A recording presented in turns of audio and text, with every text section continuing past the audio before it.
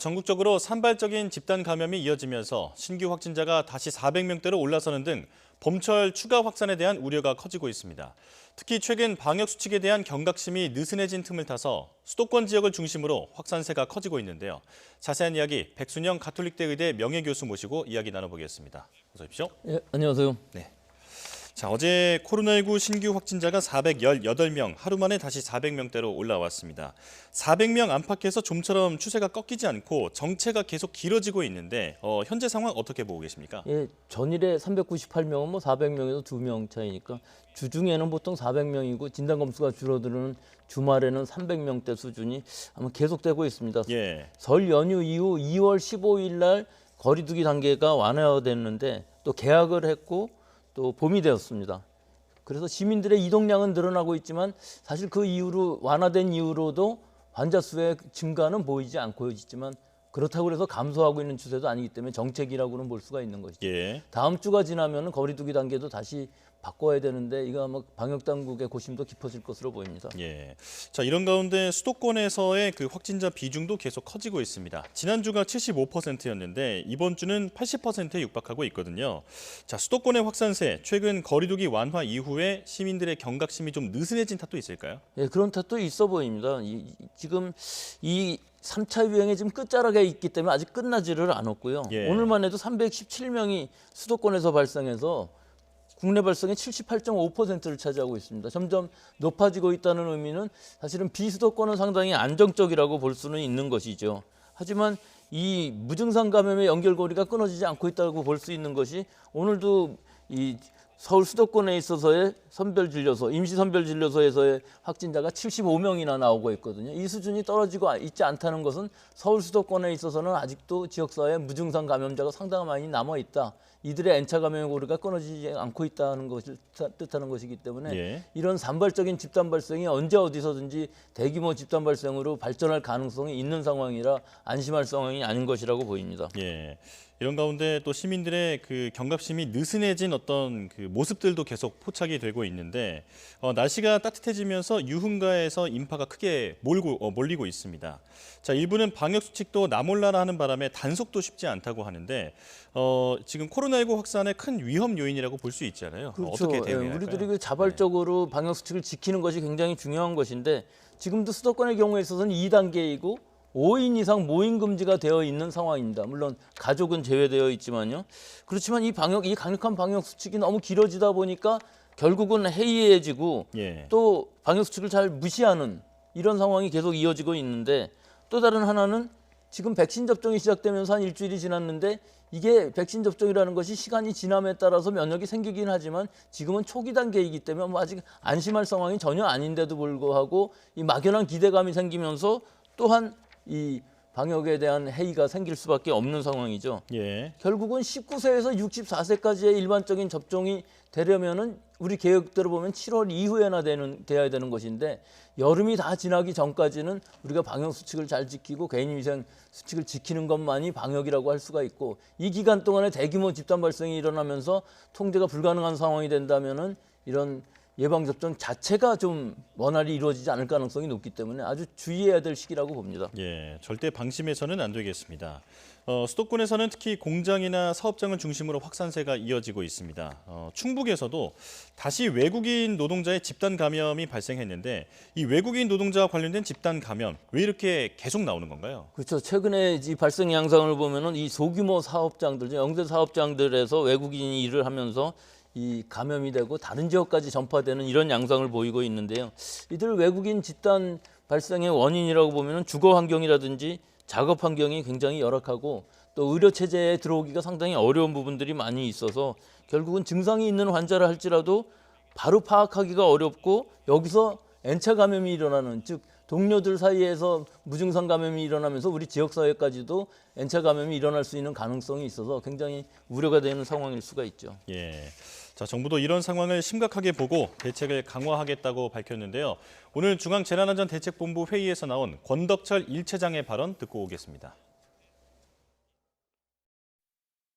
외국인들의 원활한 진단검사를 위하여 불법 체류 상태일지라도 연락처만으로 비자 없이 무료로 검사를 받을 수 있게 하였으며 의료기관에 제공된 정보는 방역 목적으로만 사용되도록 하였습니다. 아울러 원활한 검사와 치료를 위하여 20여 개 언어로 통역을 지원하고 있으며 코로나로 인한 입원 및 치료비는 무료로 지원하고 있습니다. 예, 이 외국인 노동자 아무래도 그 불법 체류 신분 때문에 방역에 사각지대에 놓여 있는 경우가 많이 있는데 우리 사회 전체의 안전을 위해서는 당연히 이분들도 챙겨야 할 텐데요. 이게 어떤 대책이 필요할까요? 그렇죠. 이게 전 세계적으로 이 외국인 집단 노동 시설 또는 주거 지역들의 문제가 있을 수밖에 없는데요. 예.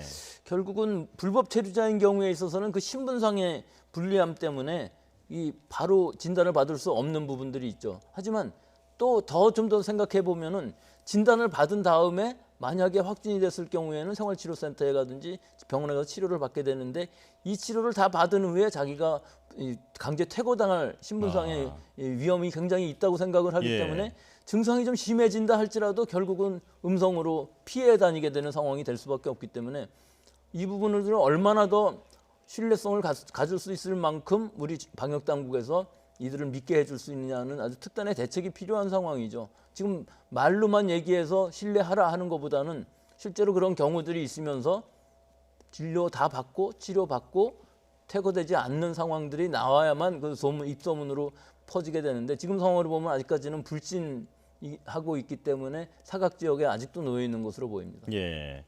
자, 그렇다면 불법 체류자에 대한 백신 접종을 앞당겨야 한다는 그 의견도 나오고 있는데 이 부분은 가능하다고 보십니까? 실제 현실적으로는 그 가능할 수가 없겠죠. 우리 18세에서부터 64세까지 접종하는 것이 7월인데 이 외국인 노동자들을 그보다 먼저 대부분 64세 넘는 사람은 없을 테니까요. 예. 대부분의 젊은 사람들을 먼저 접종하게 한다는 것은 상당히 어려운 부분들이 있고요. 더구나 우리 39만 명 정도의 이 불법 체류자가 있다고 하는데 이 불법 체류자들은 사실은 소재지가 어디 있는지 주소가 어디 있는지는 이것은 결국은 수사의 영역에 들어갈 수밖에 없는 것이기 때문에 예. 이분들을 어떻게 찾아내 갖고서 먼저 접종을 시킬 수 있냐 하는 원론적인 문제도 생길 수밖에 없어서 결국은 예방 접종이라는 것은 우리 일반 접종이 시작되면서 어느 정도 여유가 되어야 외국인 노동자들 또는 불법 체류자들한테까지도 접종이 할 수 있게 될 것으로 봅니다. 예, 이 불법 체류 신분 때문에 자꾸 숨게 되는 외국인 노동자들을 방역의 망 안에 들어오게 하기 위해서 특단의 대책이 필요하다 이렇게 말씀해 주셨습니다. 자, 지난 1월 코로나19 집단 감염이 발생했던 부산 항운노조 감천지부에서 다시 집단 감염이 발생했습니다. 자, 그런데 이게 그 앞선 집단 감염과는 관계가 없는 새로운 감염이 생긴 것으로 추정이 된다는데 이게 어떤 문제가 있었던 걸까요? 그렇죠. 계속 감천항에서 러시아 선원들로 인한 GR형의 바이러스가 감염이 되고 확산이 되고 또 수습이 된 상황이죠. 하지만 러시아 배는 계속 들어오는 상황이기 때문에 네. 여기에 검역 상황을 아무리 강화한다 할지라도 결국은 또 새로운 감염이 일어난 것으로 보이기 때문에 여기서는 우리 검역 상황이 항만 검역이라는 것이 완벽하게 될 수가 없는 상황이라 이 감천 같은 경우에 있어서는 임시 선별 진료 검사소를 만들어서 거기서 자발적으로 익명으로 또 무료로 진단을 받을 수 있게끔 하는 선제적인 조처가 필요한 것으로 보이고 아마 그렇게 하고 있는 것으로는 보이는데 예. 이 항만으로 들어오는 상황에서는 배가 너무나 많이 들어오기 때문에 우리가 승선을 해서 검역을 한다 할지라도 이게 완벽할 수가 없습니다. 더구나 그 배 안에 있는 환경 자체가 바이러스에 감염되어 있을 가능성, 오염되어 있을 가능성이 굉장히 높고 예. 또 이 작업 환경 자체가 마스크를 쓸 수 없는 환경들이 굉장히 많기 때문에 한번 감염이 일어나면은 이 감염이 그 지역사회로 확산될 가능성이 충분히 많이 있어서 이 감천 지역에 있어서는 사실은 GR형의 바이러스가 얼마나 분포되어 있는지 한번 분포 조사를 해볼 필요도 있을 것으로 보입니다. 예. 자, 이번엔 백신 이야기로 넘어가 보겠습니다. 지난달 말 국내에서 백신 접종을 시작한 이래 지금까지 30만 명 가까운 사람이 백신 접종을 했는데요. 이게 국내 인구 대비로 보면 그 0.57% 정도라고 하는데 지금 현재 이 백신 접종 잘 진행이 되고 있는 건가요? 예, 초기 단계지만 아주 잘 진행은 되고 있죠. 하지만 예. 지금 접종받고 있는 대부분의 백신은 아스트라제네카 백신이죠. 29만 명 정도가 이 백신을 접종을 받았고 이 대상 자체도 요양원, 요양병원 같은 요양시설에 입소하고 계신 분들 65세 미만 종사자들 다 합쳐서 하기 때문에 사실 숫자에는 한계가 있습니다. 그래서 결국은 우선 접종 대상자의 40% 정도가 접종을 받고 있고 받았고 아마 이게 이 첫 단계로서는 아주 잘 진행되고 있다고 봅니다. 예, 순조롭게 진행되고 있다 말씀해 주셨습니다. 자, 국내에서 백신을 접종받은 뒤 사망하는 사례도 현재까지 7건이 보고가 됐습니다. 모두 기저질환이 있었던 것으로 밝혀지고 있는데, 자, 그런데 방역 당국은 기저질환이 있어도 접종을 했을 때 얻는 이득이 더 크다고 강조를 했거든요. 자, 그렇다면 이 백신과 사망의 인과관계, 이것도 희박하다고 볼 수 있는 건가요? 예, 희박하죠. 일단은 기저질환이 있고 고령자이신 분들이 코로나19에 감염되시면은 위중증으로 가고 사망하는 것이 대부분이고 예. 사실은 뭐 젊은 층들은 큰 문제가 되지는 않습니다. 전파에는 큰 영향을 미치지만 일단은 고위험군부터 먼저 맞아야 되는 것이죠. 현재 우리는 65세 미만을 접종하고 있기 때문에 사실은 65세 이상에서의 고위험군은 아직은 접종을 하고 있지 못한데요. 예. 결국은 기저질환이 있고 이 증상이 있는 사람들 또 결국은 병원에 입원해 계신 분들 얼마나 맞아야 될 것이냐 하는 것은 전 세계적인 데이터를 보면 지금은 잘 알 수 있습니다. 예. 전 세계적으로 2억 명 이상이 접종을 받았고 기저질환이 있으신 분들 고령자들 굉장히 많았었는데 인과관계가 있는 사망은 한 명도 없었습니다. 그렇군요. 다만 좀 위험군이 있을 수는 있죠. 초고령이라 우리말로는 노환이라고 하는데 전혀 면역력이 없어서 가벼운 면역 반응이라도 견딜 수 없으신 분들이라든지 혹은 기저질환의 말기에 계신 분 같은 경우들에 있어서는 좀 보수적으로 접종을 하는 것이 좋지 않을까 그런 생각들이 드는 것이 이 예방접종의 초기에 노르웨이에서도 요양병원에서 23명이 집단으로 사망하는 사건이 예. 발생한 적이 있었는데 인과관계는 하나도 없었거든요. 근데 나중에 뒤집어 생각해 보면은 그 정도까지 좀 약하신 분들은 접종을 보수적으로 나중에 연기를 하든가 혹은 포기를 하는 게 좋지 않았을까 하는 아쉬움은 분명히 남는 부분은 있습니다. 예. 하지만 그 예방접종 자체가 사인의 어떤 역할을 했다고 보기는 굉장히 어려운 상황이기 때문에 우리나라의 경우도 아마 이 모든 사망사고 같은 것들이 인과관계는 전혀 없을 것으로 밝혀질 것으로 보이고 뭐 전 세계적으로 2억 명 이상의 데이터고 또 영국의 경우 특히 아스트라제네카하고 파이자만을 접종을 했는데 아스트라제네카를 고령층부터 접종을 시작해서 거의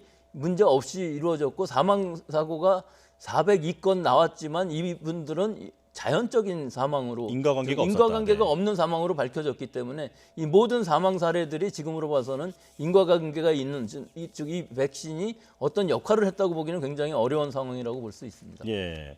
자, 아스트라제네카 말씀을 해주셨는데 이 아스트라제네카 백신은 고령층에 대한 효능 논란으로 그동안 유럽 국가에서 잇따라 접종을 예전에 고령층에 대한 접종을 보류한 적이 있었잖아요. 하지만 최근에는 계속 고령층에 대한 접종을 허용하는 쪽으로 분위기가 바뀌고 있습니다. 지금 이 연구 결과들이 나오면서 영향을 미쳤다고 볼 수 있는 거죠?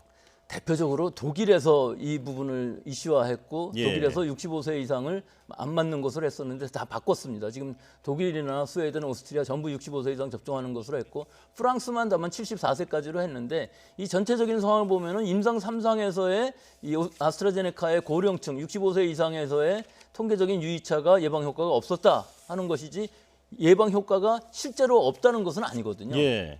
그렇기 때문에 추후에 대규모 이제 현장에서 접종을 한 결과들이 스코틀랜드에 114만 명 결과가 있었고 또 최근에 있어서는 브리스톨 대학에서의 그 대규모 고령층에서의 예방 효과가 80% 이상이 된다는 것들이 확실하게 나왔기 때문에 지금으로서는 이 고령층에 대한 이 예방 효과, 즉 중증으로 가지 않는 효과는 확실한 것으로 보이기 때문에 접종이 권고되어야 될 것으로 보이고요. 예. 실제로 임상 3상에서 62% 예방 효과라고 얘기했던 것은 감염 예방 효과를 뜻하는 것이지 중증으로 가지 않는다는 것은 오히려 아스트라제네카가 더 좋을 수도 있어서 예. 굉장히 좋은 백신이라고 할 수 있습니다. 예. 자, 백신에 대한 그 불안도 조금 커지고 있는 게 사실인데 지나친 불안은 자제할 필요가 있겠습니다. 지금까지 백순영 가톨릭대 의대 명예교수와 함께했습니다. 오늘 말씀 고맙습니다.